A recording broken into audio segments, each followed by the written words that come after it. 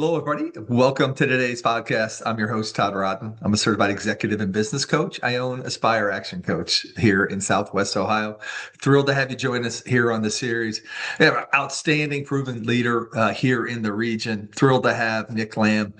He's the VP and a partner with Butler Heating and Air, really a leading provider of HVAC services across this region, growing business. Going to share his growth story with us. If you're new to the series, we're thrilled to have you join us as well. We encourage you to hit the subscribe button so you can receive future messages like you're going to hear from Nick today. So without further ado, Nick Lamb, Butler Heating and Air, thank you for joining us on the Spotlight series today. If you could take a second, share a little bit more about your background, why and how'd you get started as an entrepreneur and why HVAC? Yeah, well, first of all, hi Todd. Thanks for having me. Appreciate you inviting me to come on here. Um, yeah, and I think just like every young boy growing up, I mean, everybody wants to be an HVAC guy when they grow up, right? So, no, I was Fireman, astronaut, HVAC HVAC. tech, yeah. No, my path is probably a little unorthodox. I was in college and looking for an internship in engineering, and the company that said yes to me back then just happened to be in the industry. And I started out as a mechanical engineer in the industry and designing actually the fans, just components that go inside the heating and air conditioning equipment. And just as a lot of career paths go, stayed in the industry, but went into several different types of roles that eventually kind of got me here. So I left the manufacturing side and now on the contracting side. In the middle, I was actually on the wholesale side as well. So I've kind of experienced all parts of the industry, and it's been a really cool experience. And the industry's just been really good to me and created a lot of opportunities. And so I've just been happy to be involved in it. So now, yeah, now 10 years with being a partner with Butler. Maybe take a second, kind of share a little bit more around kind of the services you provide and kind of typical customers, your ideal customers you're looking for. Yeah, sure. So we specialize in residential service and replacement business. So we also do that's our bread and butter, but we also do commercial HVAC services. We do plumbing as well. But again, 75% of our business is residential service and replacement. So that's our ideal customer.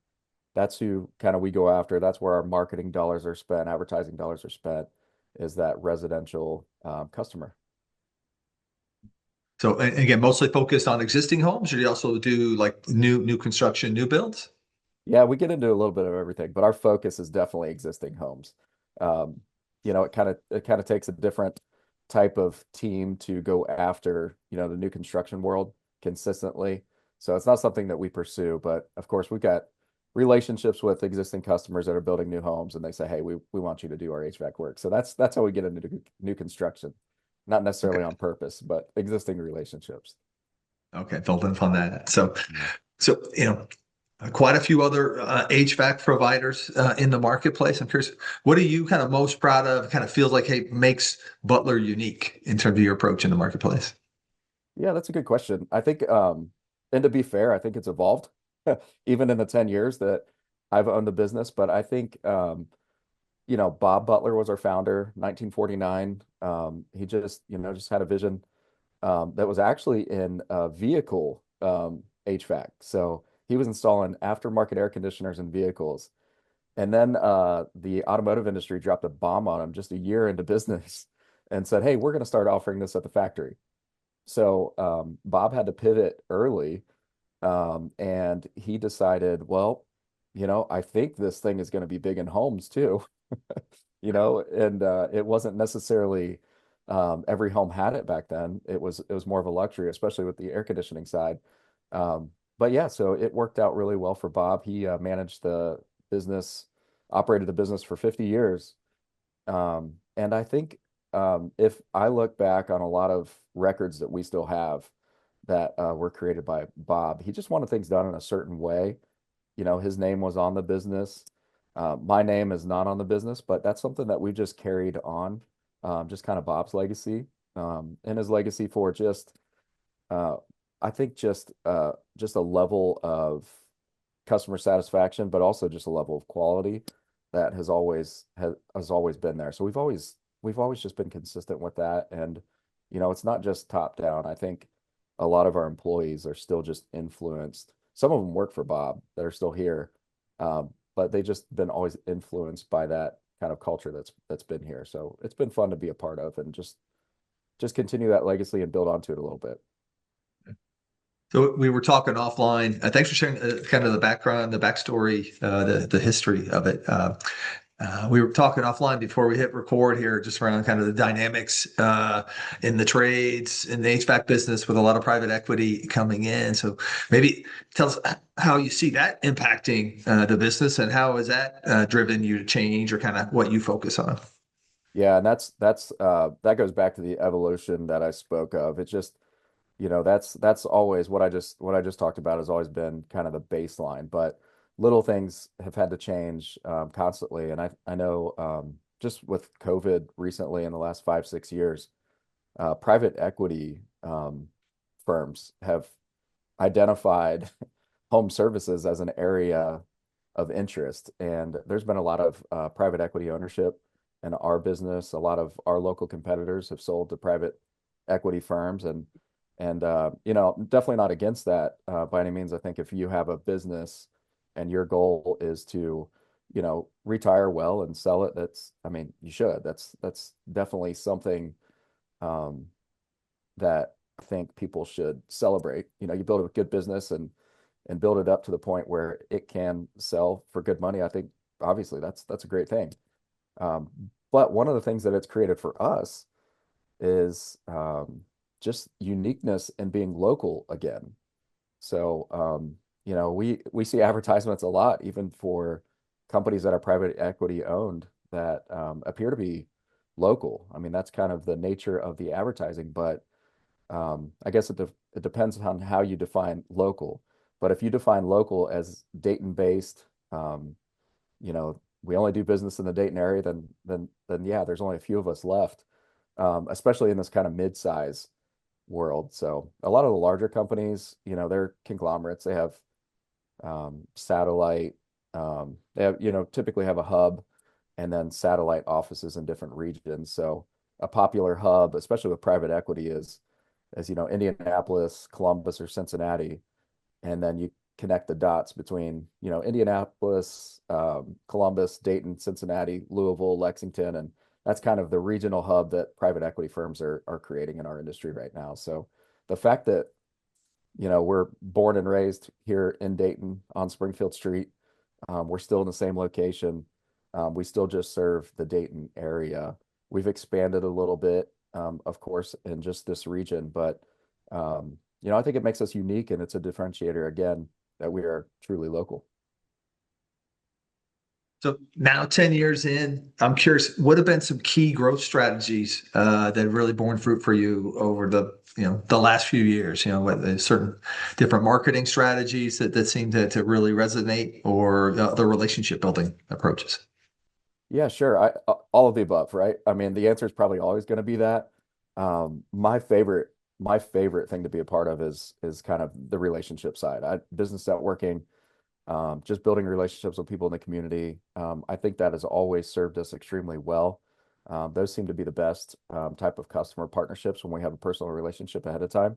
So I always lean heavy on that. Advertising, you don't know which way it's going to go. Some of it's just top of mind advertising. We've had some cool partnerships over the year, like with the Dayton Dragons. The lawn seats were called the Butler lawn seats for several years, and that was just a whole lot of fun. And it brought a lot of awareness to our brand, and they're just a great organization to partner with. They've done so much for the downtown Dayton community specifically, and so we just felt like, yeah, it's advertising, but it was also just an honor to kind of be a part of that. Um, and then, I mean, when you advertise on Google and places like that, you never know kind of what kind of customer you're going to get just because you don't know them right off the bat. And then the other thing is, advertising is typically just who can spend the most money. And I don't like to be involved in those type of those type of games. So, um, So yeah, I think top of mind is a big part of it. But over the years, we have had some specific opportunities. We've added plumbing. It's not something that we spend money to advertise, but our service technicians do talk about it in homes that we already serve. Just because that's I mean, you ask who our ideal customer is. I mean, somebody who's already experienced us and somebody who knows kind of how we operate and we already have a relationship with. So that's where those are the people we like to tell that we offer plumbing. And those are the people that, typically take us up on that offer.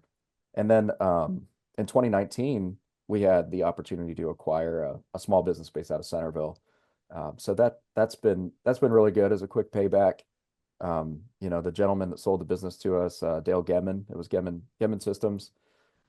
Just a great guy, took care of his customers really well, and it was just one of those easy, smooth transitions because I think he had the same level of quality. His father was actually friends with Bob Butler, our founder, so that's why, when it was time for him to sell his business, he came just directly to us. He didn't market his business for sale. He just said, "Hey, if I'm going to sell this business, I want to sell it to you guys." So it was a cool partnership, cool opportunity for us.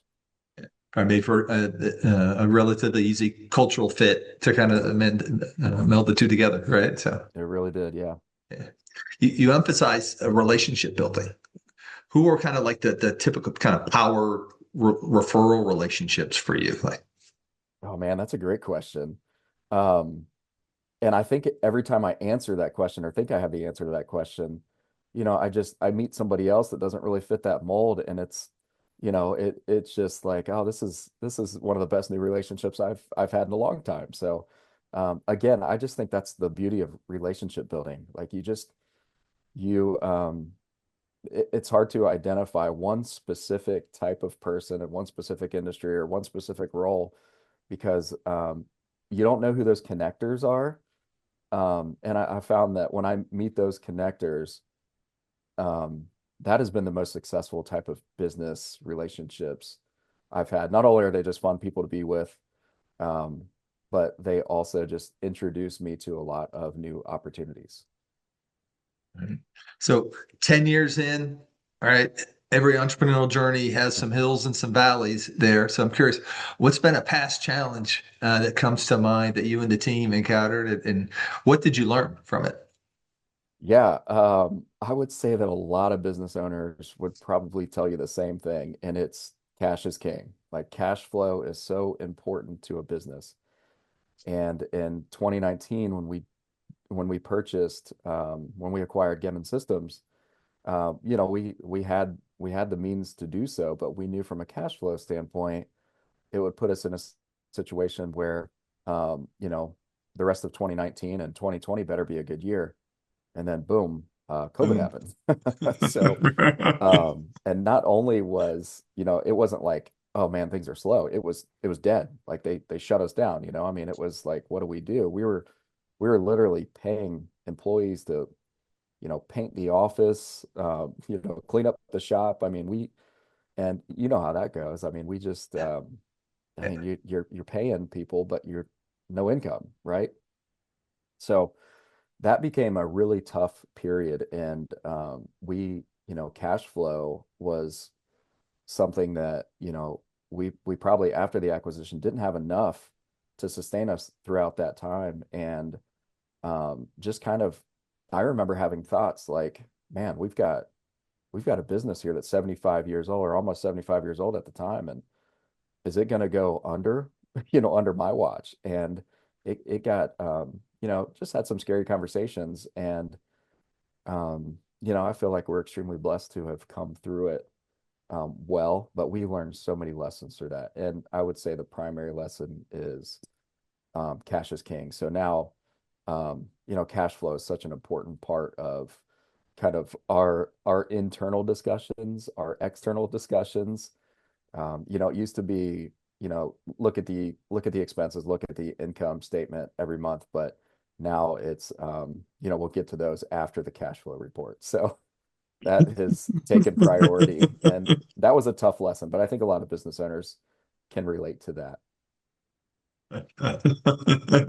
I love that because actually, too often folks are in reverse. The cash flow kind of is what what just kind of falls out at the bottom. And it's like, no, you have to manage that. Oh yeah.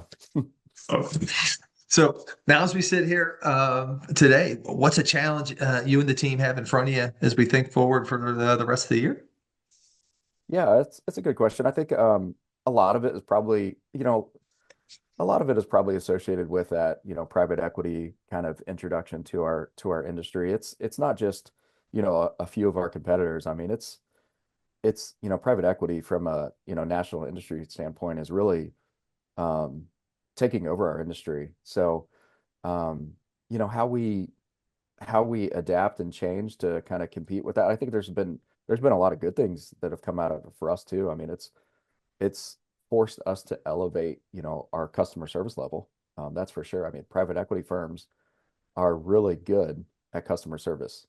Um, the negatives are, and this is just not my opinion, but this is kind of an industry-wide thing that has been in several industry-related publications. It's talked about at a lot of, trade shows and just industry meetings, but um, and it's probably not fair, but it's been coined as the dumbification of the service technician. And really, what we're getting at with that is that service technicians are now trained heavily on customer service and sales tactics rather than service, repair, troubleshooting. So it's less technical. It's more, um, sales or customer service oriented. So when we have the opportunity to hire, you know, technicians that have worked for companies in the private equity industry, especially companies that have been in private equity for a few years, we find that they're not technical at all. So we have to do a lot of training in-house. And I think that's probably been one of the biggest adaptations recently is how do we do that well? How do we find the right people and then just train them up internally well? Because it takes a lot of time and a lot of resources. And again, it's just like, during that period of COVID, you're paying people, you know, pretty good money and they're not actually making any income for the business. So it's but it's one of those, got to do it to survive, got to do it to succeed type of thing. So the transition of, having existing skilled technicians available versus now, just training them in-house, I think is a big change. Kind of building upon that, I think you shared before you have 34 employees, so you got a significant size team here. So, what have been the keys to finding kind of that proven talent, right? And then also, you talked about the importance now of the training, especially on the technical side. So, what have you had to do within the business differently to really support that? Yeah, I would say from our standpoint, most of our success in hiring technicians has come from other technicians. We have a lot of technicians that, know other technicians at at other companies or just have friends that are, I mean, recent success, just have friends that are really hands-on that have always enjoyed, tinkering with their car or other things in the garage, just very mechanically inclined and said, hey, you should look into a career in HVAC. And I think the career in HVAC is so appealing to somebody mechanically inclined or just somebody that's got a desire to, or an interest even just in skilled trades. Because in our industry, you have to know a little bit of plumbing, you have to know a little bit more electrical. And then, of course, there's the HVAC side as well. So there's the, just the airflow and the HVAC design side as well, and the service and troubleshooting associated with that. But as our equipment, just like vehicles, becomes um, just more efficient, more modern. Um, we, it's a we've got equipment that's just advanced so much, and we're able to really dial in comfort in homes in a way that we've never been able to. But that requires a lot of moving parts and a lot of electronics, a lot of technology. So I just think our industry, for somebody interested in skilled trades, gives you a great kind of start to say, okay, I really enjoy the plumbing side of what I do, or I really enjoy the electrical side of what I do, or I like doing all of it, so I want to stay in HVAC. So we've had a lot of success recently going after guys with extensive electrical backgrounds. I love that. So do you have like your own kind of training programs you've established within the business then, or do you have, is that something you've sourced in, or? Yeah, it's internal, and to be honest, it's not extremely formal. We have a service manager in house. We have an installation manager in house. We have an operations manager that is, also very technical. And my partner, Chris, is extremely technical as well. He's got extensive experience, especially on the commercial heating and air conditioning side. So we just have a lot of good resources in house, and then we have some really good seasoned technicians in the field that are just, I mean, they have a desire to kind of just be involved in raising up the next generation of skilled HVAC technicians. So without those guys, I don't think we could really do a lot of this training in-house. So we're just grateful not only that they're good technicians, but that they really want to be involved in training up the young guys. Yeah. So hey, thanks for sharing those insights on the team, right? And so many in home services and the trades are really a challenge area. So Nick, you're 10 years into to ownership now. What's your dream or vision long term for the business? If you think 5, 10+ years down the road, where do you see the business going? Yeah, so we've been lucky. We've experienced steady growth over the last 10 years, and even with that, hiccup I mentioned during COVID. I mean, once the light switch came back on, man, 2020 was one of the best years we've ever had as a company. Yeah. And so it was, it was great. But so we've experienced steady growth year over year. Of course, like a lot of business owners will probably tell you too, growth was easier in the beginning, and it's slowed down a little bit. It's become, sustainable growth, but not necessarily like booming growth. But that's something, even on paper, that's kind of what we have planned over the next 3 to 5 years. So we have some additional opportunities coming up that we've identified in the next 3 to 5 years that we're excited about. Some of that just includes, some boring stuff like a new, operating system, that takes care of our like CRM and our dispatching and even our accounting and financial side. So, investing in new systems like that. Um, but yeah, I mean, we really, Chris and I both, on paper are totally fine with, steady, sustainable growth. Not necessarily booming, because we've seen that go south for some of our competitors as well. It just seems like you lose control of kind of just everything if, all of a sudden it grows quickly. So we like the pace that we're on. Yeah. If you have that hockey stick growth on the growth chart, a lot of things break Yeah. oftentimes. So, okay. So as you look back now, Nick, what have been your key success you'd want to share with some entrepreneurs who are kind of newer in their journey? Yeah, it goes back to relationships again. It starts at the very beginning. I had an opportunity to get into ownership with a mechanical contracting firm, which is basically, an HVAC company that focuses on commercial and industrial applications. And it was very appealing to me. And I went to Chris, my current partner, and I just because he had previous ownership in a mechanical contracting firm here locally, and I said, hey, I really like this opportunity, but there's some things that concern me. And after just talking through it with him, he said, "Hey, those things aren't going to go away. Those are always going to be there." And I think, if ownership is something that you're interested in, it sounds like residential may be better for you. And so we just talked more about that, and then um, we heard that Butler may be up for sale, and we reached out to the owner and just kind of went after it. So it started with just a good relationship, just really utilizing a resource that already existed, somebody that's been there before me, just bouncing ideas off of. I think that has probably been the key to success over the years, just utilizing those resources. I love meeting with other business owners, even business owners outside of the industry, to talk about, things as simple or maybe even as specific as marketing and advertising, what you do that works, what you feel like you've wasted money on. Sometimes those are the best conversations. And then just, I like talking to business owners too about just culture, how they manage, how they lead their companies, how they feel that culture has either been created or is just naturally, organically just developed over time. So I like having those conversations. But I think it all boils down to just, having good relationships, having open conversations with those people. Even some of our local competitors, I just have really good relationships with. I mean, there's plenty of homes in the Dayton area.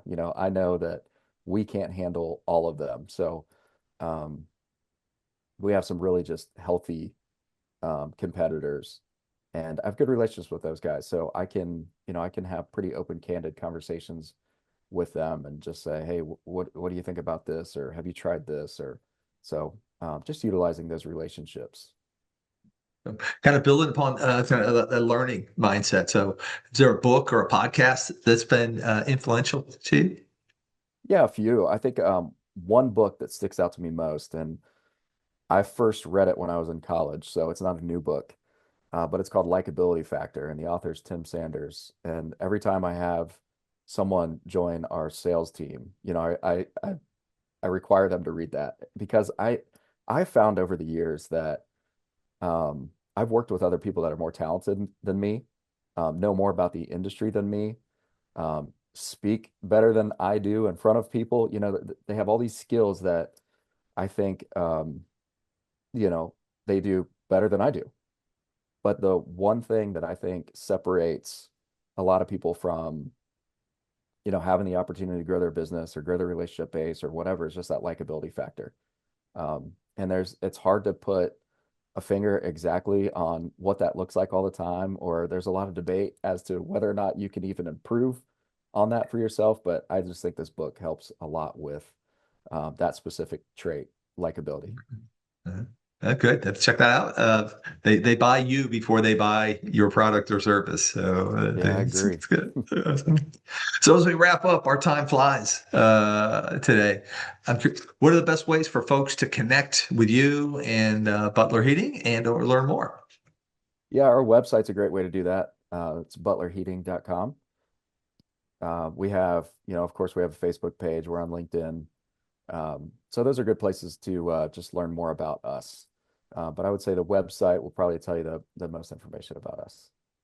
All right, folks, check it out. All that information's in the show notes here for our viewers. So, Nick, as we wrap up, you've got lots of great insights, inspirations you shared with our audience today. Curious, what are you inspired by? Oh man, I love that question. Yeah, I think everything kind of goes back to relationships for me. So there's I'm inspired. I used to be, well, we'll go back here. I used to be inspired a lot by just people that led really successful businesses. And I'm still inspired by them. But I think over the years, what I've been most inspired by are people that lead businesses um, in a way that like is like they kind of pour everything into it. Like their whole personality just based on their business. So I think over the years I've been guilty of kind of compartmentalizing, personal life and business life. And there's another business owner. You might want to invite him to come on your show, but his name is Ricky Cornett. He owns a business called Elite Iron, and his faith is extremely important to him. Like that's his foundation. And man, when I talk to his employees, we just cross paths on jobs, but I just know him really well personally. Man, they just all know who he is, everything about him, and then especially like where he stands specifically with just that the faith. So just really inspired by business owners who do that well. Well, thank you for sharing. Thank you for sharing. Yeah, not only that inspiration, right, but also your story and the Butler Heating and Air story with us today on the podcast. Yeah, Todd, I appreciate you having me. This has been fun. All right, sure thing. Our viewers, we appreciate you joining us today. Hope you took some great notes here, learnings and insights from Nick Lamb.